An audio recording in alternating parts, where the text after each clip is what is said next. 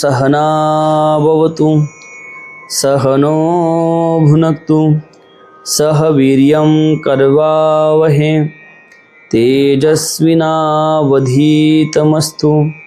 मा विद्विषावहे। ओम शांतिः शांतिः शांतिः। कृष्णाय वासुदेवाय हरये परमात्मने प्रणतक्लेशनाशाय गोविंदाय नमो नमः। गुरुर्ब्रह्मा गुरुर्विष्णु गुरुर्देवो महेश्वरा गुरुर्साक्षात् परब्रह्म तस्मै श्री गुरवे नमः। देवान् भावयतानेन ते देवा भावयन्तु वः परस्परं भावयन्तः श्रेयः परम अवाप्स्यति। भगवंताच्या असीम कृपेने, विश्वमौली ज्ञानोबरायाच्या असीम कृपेने, सकल संतांच्या आशीर्वादाने, सद्गुरुदेवाच्या आशीर्वादाने चालत असलेले या नित्य ज्ञानेश्वरी चिंतनामध्ये आज आपण ज्ञानेश्वरीतील तृतीय अध्यायातील 11व्या क्रमांकाच्या श्लोकापासून प्रारंभ करत आहोत। आणि या ठिकाणी भगवंत अर्जुनाला सांगत आहे की स्वधर्मरूप यज्ञाच्या आचरणाने तुम्ही देवताचे पूजन केले असता देव तुम्हाला प्रसन्न होतील आणि याप्रमाणे तुम्ही परस्परांना संतुष्ट करून आपले कल्याण करून घ्याल। भगवंत अर्जुनाला सांगत आहे की जो स्वधर्म आहे त्या स्वधर्माचं पालन तुम्ही करावं आणि स्वधर्माचं पालन केल्यानंतर, स्वधर्मरूपी यज्ञाचं आचरण केल्यानंतर तुम्हाला त्याची जी काही फलश्रुती मिळणार आहे त्या फलश्रुतीने तुमचंही कल्याण होणार आहे आणि दुसरी गोष्ट जे देव आहे ते सुद्धा प्रसन्न होणार आहे। आणि देव प्रसन्न झाल्यानंतर तुम्हाला निश्चितच ते काय करतील तर आशीर्वाद देतील, तुमच्या कल्याणाचा आशीर्वाद देतील। तुमच्या ज्या काही मनोकामना आहे, तुमच्या ज्या काही इच्छा आहे त्या इच्छा पूर्ण होतील। परंतु त्यासाठी काय करायला पाहिजे, स्वधर्मरूपी यज्ञाचं आचरण करायला पाहिजे। म्हणजे अन्य यज्ञ जे आहे त्या अन्य यज्ञापेक्षा स्वधर्मरूपी यज्ञ ज्याचं जे कर्तव्य कर्म आहे त्याने जर व्यवस्थितरित्या पार पाडलं तर काय होतं की देवता काय होतात, प्रसन्न होतात। अहो व्यवहारामध्ये जरी आपण पाहिलं आणि व्यवहारामध्ये एखाद्या व्यक्तीला एखादं कर्तव्य कर्म दिलेलं असेल, त्याने जर ते कर्तव्य कर्म व्यवस्थित पार पाडलं तर जो काही मालक आहे तो मालक प्रसन्न होतो। पण एखाद्याला जर काही कर्तव्य कर्म दिलं आणि त्याने जर ते व्यवस्थितरित्या पार पाडलं नाही तर मालक नाराज होतो। जसं तुम्हाला एखाद्याने सांगितलं की बाबा दिवसभरामध्ये एवढं काम झालं पाहिजे, तुम्हाला नोकरीवर ठेवलं, तुम्हाला हे करायचं सांगितलं, ते जे तुम्हाला कर्तव्य त्या मालकाने सांगितलं ते जर तुम्ही व्यवस्थितरित्या पार पाडलं तर संध्याकाळी प्रसन्न मनाने मालक म्हणतो तुझं काम तू व्यवस्थितरित्या पार पाडलं आणि त्या प्रसन्नतेपोटी तो तुम्हाला जो तुमची मजुरी आहे त्याच्याही व्यतिरिक्त प्रसन्न होऊन तो तुम्हाला देऊन टाकतो। मजुरी तर तुमची तो देऊनच टाकेल पण त्याच्याही व्यतिरिक्त तुम्हाला प्रसन्न होऊन आणखी काही देऊ शकतो, कारण तुम्ही तुमचं कर्तव्य कर्म व्यवस्थितरित्या पार पाडलं। त्या पद्धतीने देवता जे आहे, देवता सुद्धा ज्यावेळेस सृष्टीची रचना झाली त्यावेळेस ब्रह्माजीने सगळ्या प्रजेला सांगितलं की तुम्ही काय करा, बाकी तुम्हाला भानगडी करायचं काम नाही, फार लांब तीर्थयात्रेला जायचं काम नाही, योगयाग करायचा काम नाही, अनुष्ठाने करायचे काम नाही, तुम्हाला सरळ आणि सोपा मार्ग काय तर तुम्ही तुमच्या स्वधर्माचं आचरण करा। आणि जर तुम्ही तुमच्या स्वधर्माचं आचरण व्यवस्थितरित्या केलं, व्यवस्थितरित्या पार पाडलं तर मग मात्र जे काही देवता लोक आहे, इंद्र आदी देवता आहे, ते प्रसन्न मनाने तुम्हाला त्याचं फल देतील, तेही प्रसन्न होतील आणि तुम्हालाही प्रसन्न मनाने ते काय करतील, फल देतील। म्हणून तुम्ही काय करायचं, स्वधर्मरूपी यज्ञाचं आचरण करायचं. माऊली त्या संबंधानं काय म्हणतात ते बघू. माऊली म्हणतात, जे येणे करुणी समजता परितोष होईल देवता, मग ते तुम्ही इप्सिता अर्थाती देती. अरे या स्वधर्माचं आचरणाने सर्व देवतांना संतोष होईल आणि मग तुम्हाला इच्छित भोग देतील. हे जे काही स्वधर्माचं आचरण तुम्हाला सांगितलं आहे, मागे मागच्या श्लोकामध्ये जे सांगितलं आहे, ब्रह्माजीने आपल्या प्रजेला जो उपदेश केला आहे, त्या पद्धतीने तुम्ही जर तुमच्या जीवनामध्ये स्वधर्माचं आचरण केलं तर त्या स्वधर्माच्या आचरणाने देवता लोक संतोष होतील आणि तुमच्या अंतःकरणामध्ये जी काही कामना असेल, इच्छा असेल, वासना असेल, भोगण्याची इच्छा असेल, ती संपूर्ण भोगण्याची इच्छा किंवा ती काही कामना, तुमचे भोग, ते देवता लोक प्रसन्न होऊन तुम्हाला देतील. पण त्यासाठी काय करायला पाहिजे, तुम्ही तुमचं स्वधर्मरूपी जे काही यज्ञ आहे त्या स्वधर्मरूपी यज्ञाचं आचरण करायला पाहिजे. या स्वधर्म पूजा पूजिता देवतांगना समजता योगक्षेम निश्चिता करती तुमचा. माऊली म्हणतात की या स्वधर्मरूपी पूजेने सर्व देवतागणाची पूजा केली असता ते देव तुमचा योगक्षेम निश्चितपूर्वक चालवतील. ज्यावेळेस तुम्ही तुमचा स्वधर्मरूपी यज्ञ पार पडता त्यावेळेस मग देवता प्रसन्न होतात आणि देवता प्रसन्न झाले की मग तुम्हाला जे काही इप्सित आहे, तुम्हाला जे काही इच्छा आहे, मग सगळ्या भोग सामुग्री ते देवता लोक तुम्हाला पुरवतात. अरे ज्यावेळेस आपण आपलं स्वधर्मरूपी कार्य व्यवस्थित पार पडत नाही त्यावेळेस आपल्याकडे धन असेल पण सुख आणि समाधान नसेल. आपण वेगवेगळ्या मार्गाने पैसा कमवला, वेगळ्या पद्धतीने पैसा कमवण्याचा प्रयत्न केला, पैसा आपल्याला मिळेल, गाडी मिळेल, सगळं मिळेल, परंतु तुम्हाला त्यापासून सुख मिळणार नाही. पण तेच जर तुम्ही तुमचा स्वधर्मरूपी यज्ञ जो आहे त्या यज्ञाचं व्यवस्थित आचरण केलं, व्यवस्थितरित्या तो यज्ञ आचरणात आणला, तर तुम्हाला त्याच्यापासून काय मिळेल, सुख आणि समाधान, ह्या दोन्ही गोष्टी प्राप्त होतील. देवता लोक सगळं तुमचं कार्य जे आहे किंवा तुमचा जो योगक्षेम आहे तो निर्वाह करण्याचं काम देवता लोकांचं आहे, तुमचं नाही. तुमचं फक्त एवढंच काम आहे की तुम्ही तुमच्या स्वधर्माचं आचरण करा. काय करा, स्वधर्माचं आचरण करा. म्हणजे ज्याचा जो स्वधर्म असेल, एखादा विद्यार्थी असेल त्याने त्याचे विद्या अध्ययनाचं काम करायचं, एखादा शिक्षक असेल त्याने शिकवण्याचं व्यवस्थितरित्या काम पार पाडायचं, एखादा शेतकरी असेल त्याने आपल्या शेतीचं व्यवस्थितरित्या काय करायचं, काम करायचं. ज्याचा जो स्वधर्म आहे त्याने व्यवस्थितरित्या तो पार पाडायचा. पुन्हा माऊली सांगतात, तुम्ही देवा ते भजाल देव तुम्हा तुष्टीतील, ऐसे परस्पर घडेल प्रीतीचेत. तुम्ही स्वधर्माद्वारे देवाची भक्ती कराल तर देव तुमच्यावर संतुष्ट होतील. असे एकमेकांवर जेव्हा प्रेम जडेल, काय, जेव्हा तुम्ही स्वधर्मरूपी देवाची भक्ती कराल तेव्हा देव तुमच्यावर तुष्ट होतील, संतुष्ट होतील आणि मग त्या देवांचं तुमच्यावर प्रेम जडेल. अहो व्यवहारामध्ये जर सुद्धा आपण जर पाहिलं तर नवरा बायको जर असेल त्यांचं जर एकमेकांच्या प्रती प्रेम असेल, काय, त्यांचं जर एकमेकांच्या प्रती प्रेम असेल तर गाडं व्यवस्थित चालतं. जर दोघांचं प्रेम कमी झालं आणि दोघांच्या प्रेमामध्ये मिठाचा खडा पडला की मग संसाराचं गाडं व्यवस्थित चालत नाही. मग संसाराचं गाडं दोन्ही साईडला चालतं आणि मग कधी कधी ते चाकसुद्धा निष्ठून जातं आणि मग तुम्हाला काहीही त्यातून प्राप्त होत नाही, उलट त्यातून दुरावा निर्माण होतो, दुःख निर्माण होतं. तसं या ठिकाणी आहे. तुम्ही देवताचं भजन कराल, देवताचं पूजन म्हणजे भजन करा, म्हणजे स्वधर्मरूपी यज्ञाचं आचरण हेच देवताच्या संतुष्टीला कारण आहे. तुम्हाला जे तुमचा स्वधर्म सांगितला आहे ते जर तुम्ही कराल तर देवताची तुमच्या प्रती प्रीती निर्माण होईल आणि तुमची सुद्धा त्या देवतेच्या प्रती प्रीती निर्माण होईल. तेव्हा काय होईल, दोघंही परस्परांच्या विषयी, एकमेकाविषयी त्यांच्या मनात प्रेम निर्माण होईल.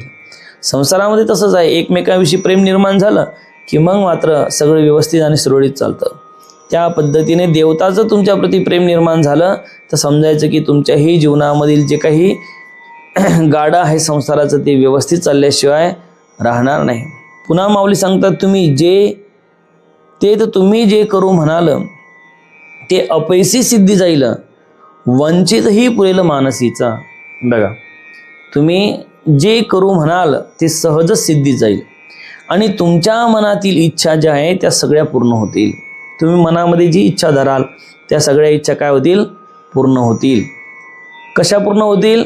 कारण तुम्ही स्वधर्माचं आचरण कराल. अरे ज्यावेळेस देवता संतुष्ट होईल त्यावेळेस तो देवता संतुष्ट झाल्यानंतर तुमच्या मनोकामना पुरवण्याचं काम करत असतो. अरे जर नवरा संतुष्ट असेल तर बायकोने काहीही मागितलं तर बायकोला मिळतं. नवरा जर समाधानी असेल, संतुष्ट असेल, मग बायकोने म्हणलं मला चांगली साडी घेऊन द्या, लगेच जातो साडी घेऊन देतो. बायकोने जर म्हणलं मला नाकातलं करायचं आहे, बाबा नाकातलं कर. बायकोने जर म्हणलं मला कानातलं करायचं आहे तर कानातलं कर, आहे का नाही. मला फिरायला न्यायचं आहे, फिरायला जायचं आहे, चला फिरायला जाऊ. केव्हा होतं हे सगळं? की जर नवरा संतुष्ट असेल तर तो बायकोला ज्या ज्या गोष्टीची आवश्यकता भासेल ते समाधान वृत्तीने पुरवतो. काय पुरवतो? समाधान वृत्तीने ते देण्याचा प्रयत्न करतो. मुलाबाळाचं संबंध तसंच आहे. ज्यावेळेस मुलं बाळं हे वडिलाचं ऐकतात, वडील जसं सांगतात तसं करतात आणि वडील ज्यावेळेस त्या मुलाबाळावर प्रसन्न असतात त्यावेळेस त्या मुलाबाळाने जे मागितलं ते त्यांना देतात. त्याने जर व्यवस्थित अभ्यास केला, व्यवस्थित मार्क पाडले आणि त्यांनी जर म्हटलं की बाबा मला आता काय द्या मला, तर मला स्कूटी घेऊन द्या शाळेत जायला, बाप म्हणतो घे बाबा. बाबा मला अभ्यास करायला मोबाईल घेऊन द्या, बाप म्हणतो घे बाबा. पण केव्हा? त्याने जर त्याचा स्वधर्म व्यवस्थितरित्या पार पाडला तर. आणि जर समजा त्याने त्याचा स्वधर्म व्यवस्थित पार पाडला नाही, त्याने अभ्यास व्यवस्थित केला नाही, व्यवस्थितरित्या आचरण केलं नाही, व्यवस्थितरित्या तो राहिला नाही, तर मग बापाला मागितल्यानंतर बाप म्हणतो काही मिळणार नाही, काही मिळणार नाही. जा, तू आम्हाला बोध झाला आहे. काय झाला आहे? बोध झाला आहे. आणि जा तिकडं कुठंतरी काळं पांढरं करून ये. सांगायचं तात्पर्य की का? तर पालक त्या मुलावर संतुष्ट नाही. तसं जर तुम्ही तुमच्या स्वधर्माचं आचरण व्यवस्थित केलं नाही, तुमच्या स्वधर्मामध्ये तुम्ही भ्रष्टाचार केला, स्वधर्म व्यवस्थितरित्या पार पाडला नाही, तर मग देवता लोक नाराज होतात. आणि देवता लोक नाराज होतात. मग नाराज झाल्यानंतर मग तुम्हाला मग देवता काय करतात? तर नाराजी झाल्यानंतर मग तुम्हाला त्यानुसार त्याचं फळ भोगावं लागतं. मग तुम्ही जर इच्छा केली तरी ती इच्छा पूर्ण होत नाही. पुन्हा माऊली सांगतात की वाचा सिद्धी पावाल, आज्ञा पाक व्हाल, म्हणिये तुमते मागतील महारिद्धी. अरे तुम्ही तुमचा स्वधर्म आचरण केल्यानंतर तुम्हाला वाचा सिद्धी प्राप्त होईल. तुम्हीच आज्ञा करणारे व्हाल आणि तुम्हीच महासिद्धाला काही मागून घेण्याऐवजी महासिद्धीच तुम्हाला हवी ती मागतील. बघा किती मोठं सामर्थ्य प्राप्त होतं. कशानं? फक्त स्वधर्माचं आचरण व्यवस्थितरित्या पार पाडलं तर तुमची वाच असते. तुम्ही जर म्हणलं की बाबा एखादा मुलगा आहे त्याचं लग्न होतं, तुझं लग्न होऊन जाईल. का? तुमची वाचा सिद्धी होती. तुम्ही जर म्हणलं बाबा तुला नोकरी लागून जाईल. का? तर तुमच्या वाणीमध्ये तेवढं तप आहे. तुम्ही जर म्हणलं बाबा की हा आशीर्वाद दिला आणि तुझं काम होऊन जाईल, तर होऊन जाईल. का? तुमच्या वाचेमध्ये तेवढं तप आहे. एवढंच नाही तर माऊली त्याच्या पुढं जाऊन सांगतात की ज्या महारिद्धी आहे त्या महारिद्धी त्याला तुम्हाला मागण्याऐवजी त्या तुम्हाला मागतील. एवढं सामर्थ्य प्राप्त होईल. हे कशानं? फक्त स्वधर्माचं आचरण केल्याने. पुन्हा माऊली सांगतात जैसे ऋतुपतीचे द्वार वनश्री निरंतर ओळगे फळभार लावणीसी. ज्याप्रमाणे वसंत ऋतूच्या दारात ज्याप्रमाणे वनशोभा ही आपल्या फळ पुष्पभाराच्या लावण्याने सदैव वास करीत असते. काय? वसंत ऋतूच्या द्वारात. अरे वसंत ऋतू आल्यानंतर काय होतात? फुलं येतात, फळं येतात, आहे का नाही? काय येतात? पानझड होऊन जाते आणि नंतर नवीन पालवी फुटते. काय होते? पालवी फुटते, फुलं येतात, आंब्याला मोहर येतो, मग फळं येतात. हे केव्हा घडतं? वसंत ऋतू आल्यानंतर. त्या फळाच्या आणि पुष्पाच्या भारानं तो काय होतो? सुशोभित दिसतो. वनाला सुद्धा त्या वसंत ऋतूमुळे काय येते? शोभा येते. त्या पद्धतीने तुम्ही स्वधर्माचे आचरण केल्यामुळे काय होतं? तर या स्वधर्माचं आचरण व्यवस्थितरित्या पार पाडल्यामुळे तुमच्यामुळे त्या महारिद्धीला सुद्धा काय एक महत्त्व प्राप्त होतं. आता पुन्हा भगवंत अर्जुनाला सांगत आहे, इष्टान भोगानि ओ देवा दास्यन्ते यज्ञ भावितः तैर दत्तान प्रदायभ्यो यो भुंक्ते स्तेन एव सह. की अर्जुना, स्वधर्म यज्ञाने तृप्त झालेला देव तुम्हाला प्रिय व हितकर भोग्य वस्तू देतील.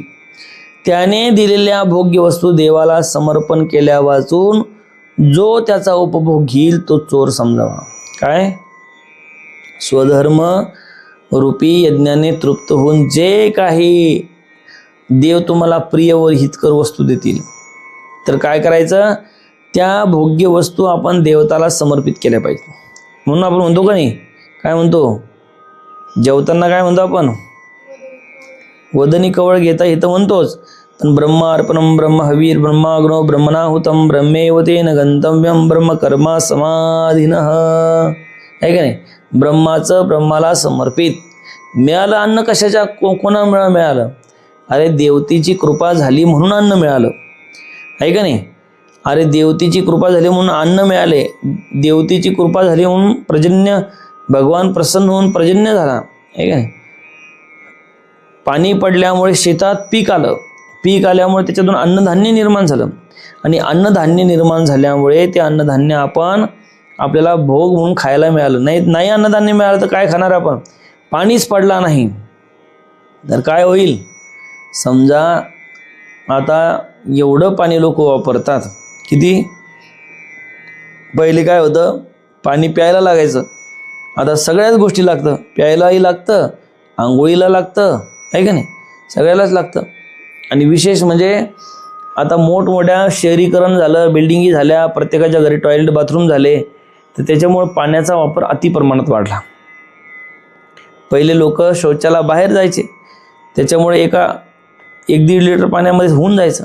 आता शौचाला कुठे जातात? बाथरूममध्ये, टॉयलेटमध्ये. तर आता एका वेळेस टॉयलेटला गेल्यानंतर कमीत कमी 10 ते 15-20 लिटर पाणी लागतं. म्हणजे किती पट पाण्याचा वापर वाढला? आंघोळीला किती पाणी लागतं, त्याच्यानंतर दिवसभर बाथरूमला जेवढ्या वेळेस युरिनला गेले तेवढ्या वेळेस एकदा युरिनला गेले की 5 लिटर पाणी जातं. किती? 5-10 लिटर, जेवढं त्या टाकीची कॅपॅसिटी असेल तेवढं पाणी जातं. मग इतकं पाण्याचा वापर वाढला. जर अशा वेळेस जर समजा देवता नाराज झाले आणि जर दुष्काळ पडला, किती 1 वर्ष जर पाणीच पडला नाही, थेंब पडला नाही पाण्याचा, तर काय होईल? काय होईल? अरे सगळ्याच लोकांचे प्यायचे वांदे आणि खायचे वांदे आणि कशाचे वांदे, पीकच येणार नाही.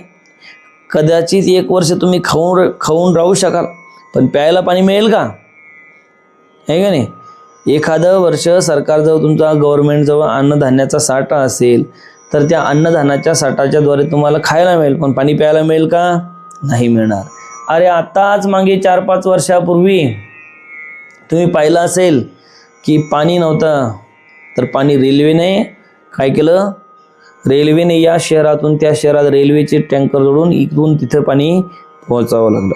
लोकांना रेल्वेने पाणी पोहोचावं लागलं, तरी पण पूर्ण दुष्काळ पडलेला नव्हता. जर समजा सगळीकडे दुष्काळ पडला, एकाच वेळेस सगळीकडे दुष्काळ पडला, तर काय होईल मग? सगळीकडे दुष्काळ पडल्यामुळे पाणीच राहणार नाही, आणि पाणीच न राहिल्यामुळे काय होईल? सगळ्यांना पाण्यासाठी मरावं लागल, तडफडावं लागल. आहे का नाही? म्हणजे केवळ भारतातच नाही, जगातच जर पाणी पडला नाही तर काय होईल? पाण्या वाचून लोक मरतील. आणि समुद्राचं पाणी कसं आहे? खारट आहे. खारट आहे का नाही? समुद्राचं पाणी पिऊ शकत नाही जोपर्यंत त्याचं शुद्धीकरण होत नाही तोपर्यंत. जोपर्यंत गोड होत नाही तोपर्यंत पिऊ शकतो का? नाही. समुद्राचं पाणी कितीही असलं तरी ते पिण्यास योग्य नाही. त्या पद्धतीने जर देवता आहे तर देवता, तुम्ही तुमच्या स्वधर्म यज्ञाचं आचरण केल्यानंतर देवता तुम्हाला भोग्य वस्तू देतील. मग काय करायचं? जसं आपल्याला काय भेटतं? जेवण भेटतं, तर आपण काय करायचं? हे ब्रह्माच्या कृपेने मिळतं आणि ब्रह्मालाच ते काय करायचं, समर्पित करायचं. भगवंताच्या कृपेने मिळतं, समर्पित कोणाला करायचं, देवाला समर्पण करायचं. कृष्ण अर्पण, काय म्हणायचं, कृष्णाचं कृष्णाला अर्पण. काय म्हणायचं, कृष्णाचं कृष्णाला अर्पण. मग तुमचं काही राहिलं का, नाही. पण जर तुम्ही म्हणलं की देवाने दिलं तुम्हाला आणि तुम्ही म्हणलं हे माझं आहे, काय म्हणले, माझं आहे माझं आहे माझं आहे, असं जर तुम्ही म्हणाल, अशा पद्धतीने बोलाल, तर मग मात्र काय होईल की देवता नाराज होतील. आणि जो त्याचं नसताना जो स्वतः म्हणतो माझं आहे, तो कोण आहे, चोर आहे. बरोबर आहे का नाही. अरे एखादी वस्तू आहे, एखादा पेन तुम्ही दुसऱ्याचा घेतला आणि पेन दुसऱ्याचा घेतला आणि तुला विचारलं महाराजाने, अरे पेन कोणाचा आहे, घेतला श्यामाचा पेन आणि विचारलं पेन कोणाचा आहे, म्हणे माझा आहे. तुझा पेन आहे का, हो म्हणे माझा पेन आहे. अरे म्हणे तुझा कशाचा पेन रे, हा पेन कोणाचा आहे, पेन कोणाचा आहे, श्यामाचा आहे. तुझा पेन आहे का, नाही. मग तुम्ही जर त्याला माझं म्हणायला लागले तर मग ती काय होईल, चोरी होईल. काय होईल, जी तुमची गोष्ट नाहीच पण तुम्ही त्याला काय म्हणू लागले, माझं म्हणायला लागले, माझं आहे माझं आहे माझं, मग ती चोरी होईल. काय होईल, चोरी ठरेल. म्हणून या पद्धतीने सांगतात की बाबा जो व्यक्ती काय करतो, स्वधर्माचं आचरण करत नाही आणि देवाने तुम्हाला एखादी वस्तू दिल्यानंतर सुद्धा ती देवाला समर्पित न करता स्वतःची म्हणून घेतो, तो कोण समजायचा, चोर समजायचा. आता माऊली काय सांगतात त्या संबंधाने एकदा बघू. माऊली म्हणतात, तैसे सर्व सुखे सहित दैवची मूर्तिमंत ईल देखा काढत तुम्हा पाठी. की त्याप्रमाणे सर्व सुखासहित मूर्तिमंत भाग्यच तुमचा शोध करीत करीत तुमच्या पाठीमागे येईल. कोणाच्या, तुमच्या पाठीमागे. केव्हा, तुम्ही अगोदर जसं सांगितलं स्वधर्माचं आचरण केल्यानंतर दैवच तुमच्या काय, तुमचा शोध घेत तुमच्या पाठीमागं येईल. कुठे कृष्णा महाराज, काय म्हणेल, कुठे आम्हाला भेटायचं आहे त्यांना, आम्ही त्यांच्यासाठी काय घेऊन आलो, वस्तू घेऊन आलो, भोग्य वस्तू घेऊन आलो आहे. कारण त्यांनी त्यांचा स्वधर्म काय केला, पार पडला, त्याने अभ्यास केला आहे, म्हणून आता आम्ही त्यांच्यासाठी नोकरी घेऊन आलो. कोण म्हणाल असं, त्यांचं दैव म्हणाल. काय म्हणाल, अरे कृष्णा महाराजांनी खूप अभ्यास केला म्हणून आम्ही त्यांच्यासाठी आता नोकरी घेऊन आलो. काय म्हणाल, नोकरी घेऊन आलो आम्ही. काय घेऊन आलो, नोकरी. दैव तुमच्या पाठीमागे येईल, दैव. पण केव्हा, तुम्ही अभ्यास केला तेव्हा. नाही केला तुम्ही तर मग दैव येईल का, नाही. अरे जे अभ्यास करतं त्यांनाच मिळतं. मग त्यांनी देवाची पूजा करो का ना करो, आहे का नाही, देवाचं भजन करो का ना करो, देवाचा उपास करो का ना करो, पण त्यांनी जर त्याचं कर्म व्यवस्थितरित्या पार पाडलं तर काय होईल, काय होईल, त्याची इच्छित जी काही गोष्ट आहे ती पूर्ण होईल. ऐसे समस्त भोग भरित व्हाल तुम्ही अनर्थ, जरी स्वधर्म निरत वर्ताल बापा.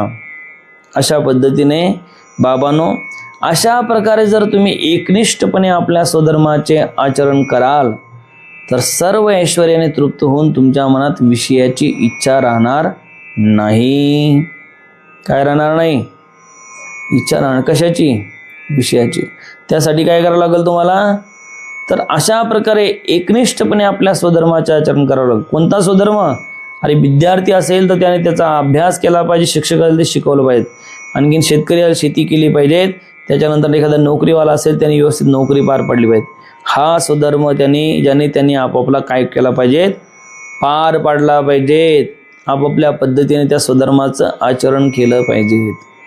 पुन्हा सांगतात माऊली, का झालिया सकल संपदा जो अनुसरेल इंद्रिय मदा, लुब्ध होनिया स्वादा विषयाची या.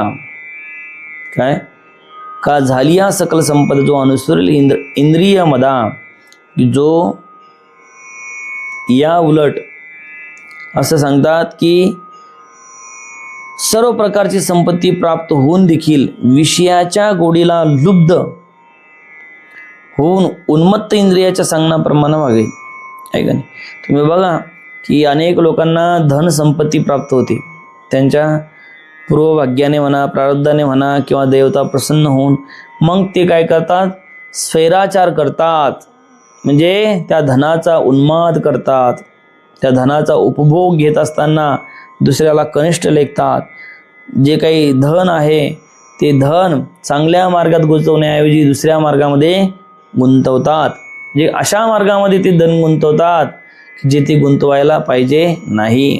त्या धनाचा उपभोग घेतात, दारू पितात, आहे का नाही, नॉनव्हेज खातात, आणखीनही काही गोष्टी करतात, पार्ट्या करतात.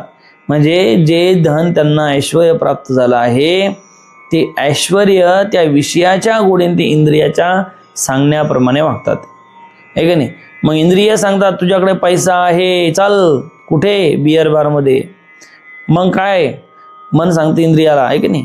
इंद्रिय सांगतात बाबा चल कुठे, तर बियर बारमध्ये चाल. मन सांगतं चाल बाबा कुठे, तर हॉटेलमध्ये चाल, पैसा आहे तुझ्याकडे, आहे का नाही. कोण सांगतं, मन माणसाला शांत. मन म्हणते बाबा चल पैसा आहे तुझ्याकडे, चाल इकडे, चाल तिकडं. मन तुम्हाला शांत बसू देत नाही. मग अशा पद्धतीने जर तुम्ही त्या पैशाचा उपयोग व्यर्थ कामासाठी केला, धनाचा उपयोग व्यर्थ कामासाठी केला, संपत्तीचा उपयोग व्यर्थ कामासाठी जर तुम्ही केला, तर मग असं समजायचं की तुम्ही उन्मत्त झाले आहे आणि त्या इंद्रियाच्या सांगण्याप्रमाणे वागत आहे. पुन्हा सांगतात तीही यज्ञाभाविक सुरी जे हे संपत दिली पुरी, तया स्वधर्मरूपी सर्वेश्वरीनं भजेल जो. अशा पद्धतीने जो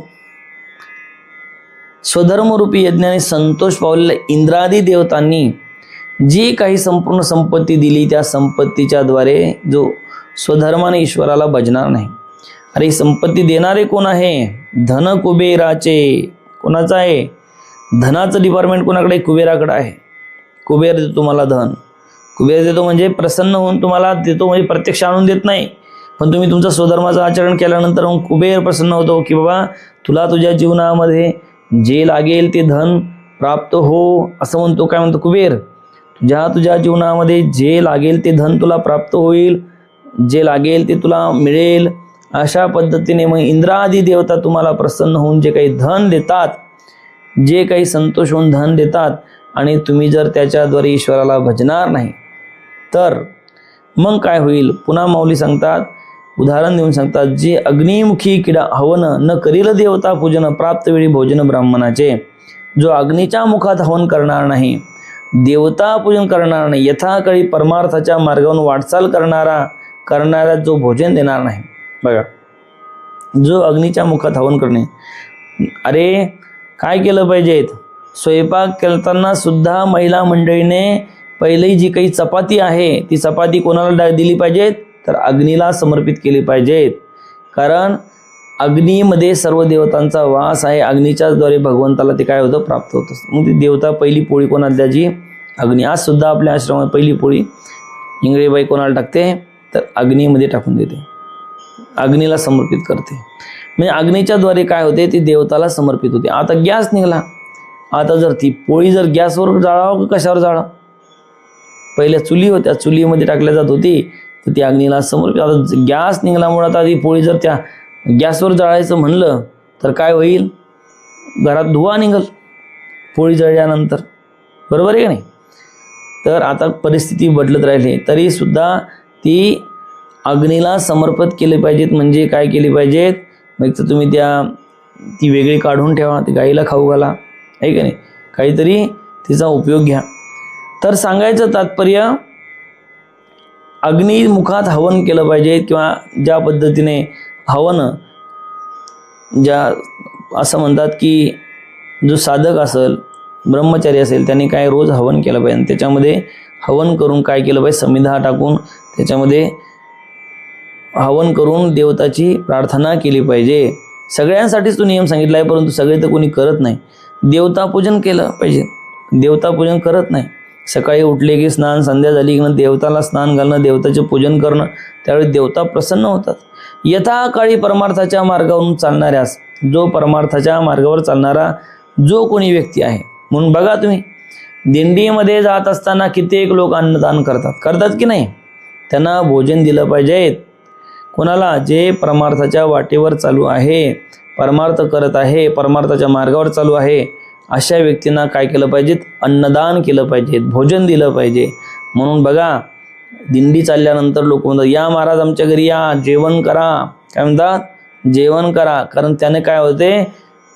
पुण्य होतं, देवता प्रसन्न होते. की परमार्थ करणाऱ्या व्यक्तीला जर अन्नधान्य खाऊ घातलं किंवा अन्नधान्य दिलं किंवा त्याला जेवण दिलं तर काय होतं? देवता प्रसन्न होते. म्हणून बघा तुम्ही, जिथे तीर्थयात्रा आहे, मोठमोठाले भंडारे होतात. का होतात? की ते भंडारे खाऊ घातल्यानंतर त्या देवता प्रसन्न होऊन त्या प्रसन्न मनाने त्यांना आशीर्वाद देत असतात आणि प्रसन्न होऊन त्यांना काय करतात? आशीर्वाद देत असतात. अशा पद्धतीने जीवनामध्ये हे सगळं केलं पाहिजे. आता जवळजवळ या श्लोकावरील 12व्या श्लोकावरील 5 ओव्या संपलेल्या आहे. याच्यावर आणखीन काही ओव्या बाकी आहे. जवळजवळ या श्लोकावर 18 ओव्या होत्या, तर त्यातल्या 5 ओव्या संपलेल्या आहे. उर्वरित ज्या काही ओव्या आहेत ते उद्याच्या चिंतनामध्ये आपण पाहू. ओम पूर्णमदः पूर्णमिदं पूर्णात् पूर्णमुदच्यते पूर्णस्य पूर्णमादाय पूर्णमेवावशिष्यते. ओम शांती शांती शांती.